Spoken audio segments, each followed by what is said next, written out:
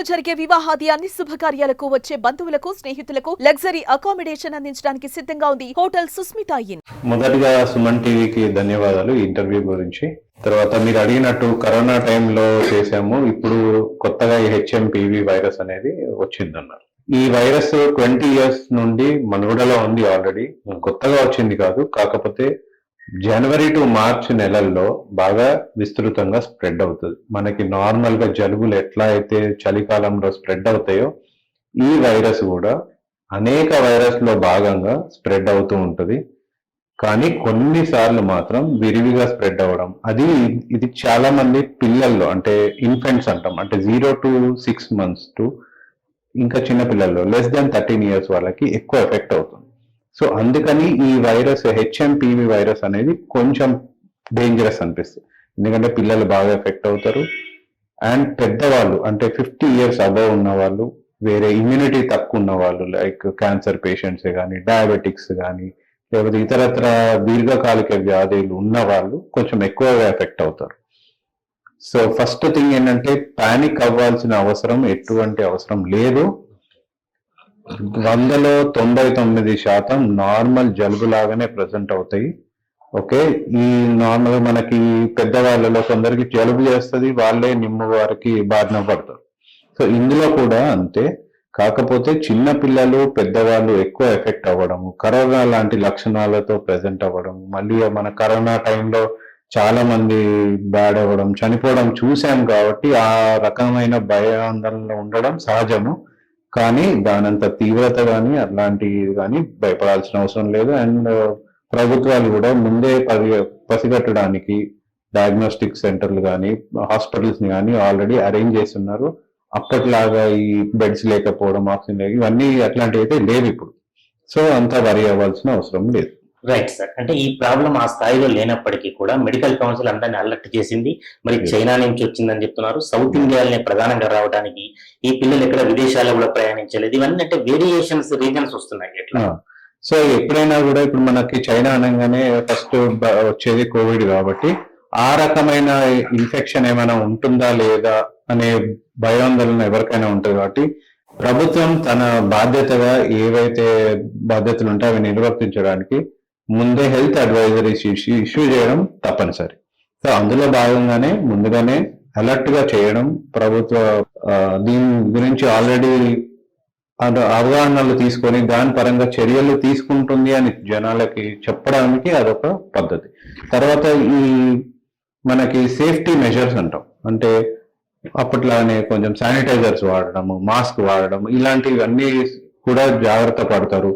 పిల్లల్ని పెద్దవాళ్ళని బయటకు ఎక్కువ తిప్పకుండా మాల్స్ లో లేకపోతే ఏసీ ఉన్న మన మెట్రోస్ లో ఇట్లాంటి వాటిల్లో కూడా కొంచెం జాగ్రత్తలు ఆల్రెడీ తీసుకుంటాం. ఈ అవకాశాలు ప్రజల్లో నుండి వస్తే కొంచెం ఇంకా కొంచెం వ్యాధి తీవ్రత అనేది తగ్గుతుంది. తర్వాత స్ప్రెడ్ అనేది కూడా కొంచెం తగ్గుతుంది. కాబట్టి ప్రభుత్వం ఇట్లాంటి నిర్దేశాలు ఇస్తూ ఉంటుంది. రైట్. గౌతమ్ గారు, అంటే డాక్టర్ గా ఒక మాట చెప్పండి. అలా అంటే అప్పుడు అవగాహన లేకనా corona first and second variation ఎందుకు అంత పెద్దగా వచ్చింది? ఇన్ని రకాలు వచ్చినప్పుడు దీని ప్రభావం ఎందుకు పడటం లేదు? మనకి ఎప్పుడైనా కూడా వైరస్ లో కొన్ని స్ట్రాంగ్ వైరస్లు అంటాం. సో వైరస్ కూడా రూపాంతరం చెందుతూ ఉంటది ఇయర్ అయిన ఇయర్. అలానే అప్పుడు కోవిడ్ వచ్చిన తీవ్రత దాన్ని చాలా వెరీ సివియర్ అన్నట్టు. సో అందుకని అది మ్యూటేటెడ్ ఇంజనీర్డ్ వైరస్ అని రకరకాలుగా వచ్చినాయి. బట్ ఏదున్నా కానీ దాని వైరస్ తీవ్రత అనేది చాలా సివియర్ ఉంది కాబట్టి అది కొంచెం డిఫరెంట్. ఇట్లాంటిది 50 ఏళ్లకో 100 ఏళ్లకో ఖచ్చితంగా ఎప్పుడు వస్తూనే ఉంది. ఇంతకుముందు కూడా స్పానిష్ ఫ్లూ అని ఇట్లా రకరకాలు ఉంటాయి. మనది అవగాహన లేదు కానీ అప్పట్లో కొలెరా అవుట్ బ్రేక్ ఇట్లాంటి కొన్ని మెడికల్ పరంగా చాలా ఉన్నాయి. మనకి WHO వాళ్ళు కూడా ఎవ్రీ ఇయర్ ఇష్యూ చేస్తూ ఉంటారు ఏవి బాగా. ఇప్పుడు ఇబోలా వైరస్ అని వచ్చింది. ఇబోలా అని చాలా ఆఫ్రికాలో ఉంది, మన దగ్గర కూడా వస్తుంది. కానీ ఇక్కడైతే ఎవరికి రాలేదు. ఇప్పుడు 2 కేసెస్ నోట్ అయి ఉన్నాయి బెంగళూరులో, బాప్టిస్ట్ చర్చ్ వాటిలలో. ఒకరు డిశ్చార్జ్ అయి ఉన్నారు ప్రెసెంట్ సిచ్యువేషన్, ఇంకొకరు కూడా సో అంటే వచ్చిన 2కో 3కో కూడా తీవ్రత తక్కువగానే ఉంది. అండ్ ట్రీట్మెంట్ పరంగా కూడా they are doing very good. So భయపడాల్సిన అవసరం లేదు, కానీ జాగ్రత్త పడాల్సిన అవసరం అయితే ఖచ్చితంగా ఉంది.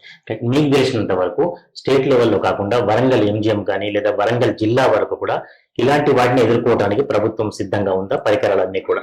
సో ఆల్రెడీ మనకి వైరల్ కిట్స్ కానీ ఇవన్నీ కూడా హాస్పిటల్లో డిస్ట్రిబ్యూట్ చేయడం, బయట అవగాహన కోసం ఐసోలేషన్ వార్డ్స్ క్రియేట్ చేసి పెట్టడం, ఇవన్నీ ఆల్రెడీ చేస్తున్నారు. బట్ ఇప్పటికీ ఇంకా కేసు అయితే మన దగ్గర రాలేదు. సో ఇవన్నీ జాగ్రత్తలు తీసుకుంటున్నారు, కానీ అలాంటి అవకాశం ఇప్పటి వరకు అయితే ఇంకా రాలేదు. వచ్చినా కూడా సంసిద్ధంగానే ఉన్నారు.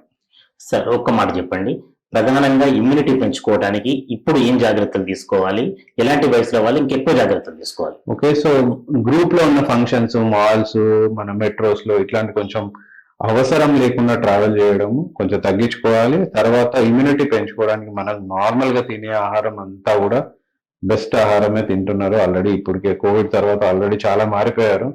సో ఉన్న వాటిలో మంచి ఫుడ్ తినడం సరిపోతుంది. తర్వాత ఏదో మన నెబులైజేషన్స్ అని ఇవన్నీ ఆకర్లేని అన్ని చేయాల్సిన అవసరం లేదు. ఇప్పటికి కూడా సేమ్ హ్యాండ్ వాష్ చేసుకోవడము, మాస్క్ పెట్టుకోవడము, బయట ఎక్కువ తిరగకూడదు, ఇవి సరిపోతాయి ప్రస్తుతానికి. సార్, చిన్న విషయమే కానీ దీని తీవ్రత ఎక్కువగా ఉంటుంది. ప్రధానంగా షేక్ హ్యాండ్ ఇవ్వద్దని, కానీ మన సంస్కృతి ఏమిటంటే కనపడగానే షేక్ హ్యాండ్ ఇస్తుంటాం. దీన్ని ఎట్లా నివారించుకోవాలి? సో ఇవన్నీ కూడా సేఫ్టీ మెజర్స్ లో భాగంగానే, ఇప్పుడు అక్కడెక్కడో వచ్చిందని ఇక్కడ అని కాదు, బట్ ట్రై టు అవాయిడ్. ఇప్పుడు మనకు తెలియదు మీరు ఎక్కడ నుండి వచ్చారు, మీరు నాకు తెలుసు ఇక్కడే ఉన్నారు, ఇక్కడే ఉంటారు, ఇక్కడే చేస్తున్నారు. ఇప్పుడు ఎవరో ఫారిన్ నుండి వచ్చారనుకోండి, సో అట్లాంటి వాళ్ళకి ట్రై టు అవాయిడ్. ఇప్పుడు మన హైదరాబాద్ లో ఒక 5 స్టార్ హోటల్ ఉంది, అందులో రకరకాల కంట్రీస్ నుండి వచ్చిన వాళ్ళు ఉంటారు. అట్లాంటి ప్లేసెస్ లో అవాయిడ్ చేస్తే ఉత్తమం. మనకి 2 టైర్ టౌన్స్ లో మనకి ఇక్కడ పరిచయం ఉన్న వాళ్ళకి తెలిసిన వాళ్ళు ఎక్కడికో వెళ్ళిన అనేది ఉండదు కాబట్టి అంతగా అవసరం లేకపోయినా, బట్ ప్రభుత్వం నిర్దేశకం జారీ చేసింది కాబట్టి దాన్ని ఫాలో అవ్వడానికి ట్రై చేయడం మంచిది. మొత్తం మీద జాగ్రత్తలు తీసుకోవాలి, భయపడాల్సిన అవసరం ఎక్కువగా ఉంది. జాగ్రత్తలు అయితే 100% తీసుకోవాలి, భయపడడం మాత్రం అవసరం లేదు.